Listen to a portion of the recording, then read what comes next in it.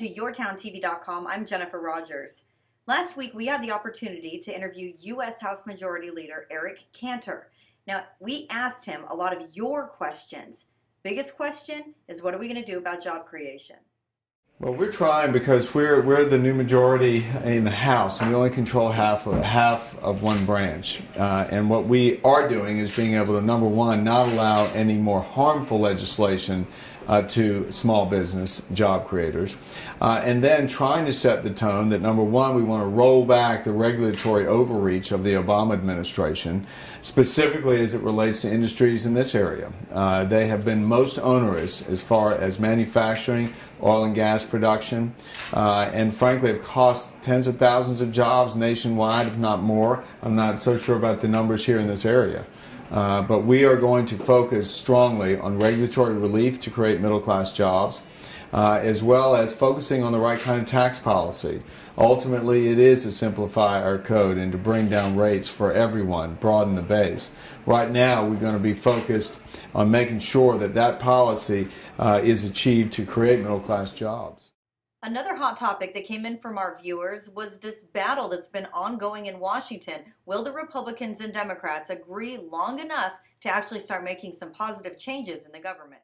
Any kind of come together before the next presidential election, or are all the eggs in that basket hoping to have a turnover? Honestly, I think that the discussion that we're about today in America is really one of existential importance. It is a question about who we want to be as a country. And there are two very differing views on display in Washington.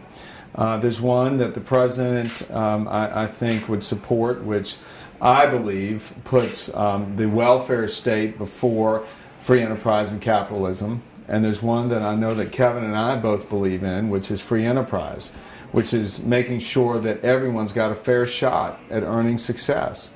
And we've got to, I believe, return back to what we know makes America what it is, and that is freedom. It's economic freedom.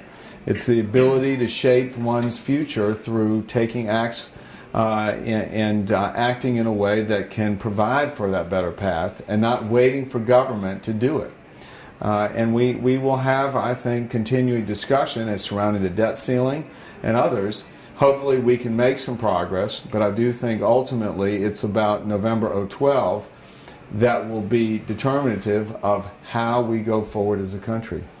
And who's your choice for presidential candidate? Well, I'm here to tell Kevin Brady if he wants to sign up, but I'm ready to back him. So. But seriously, we wanted to know what the House Majority Leader's opinion was about our Governor Rick Perry throwing his hat in the ring for president. You know, I know that Governor Perry is very close with my governor in Virginia, who is the deputy to Governor Perry at the Republican Governors Association. I think both of us in Virginia and Texas vie to be the #1 job creator state. We both pride ourselves on providing a great environment to attract capital and do business.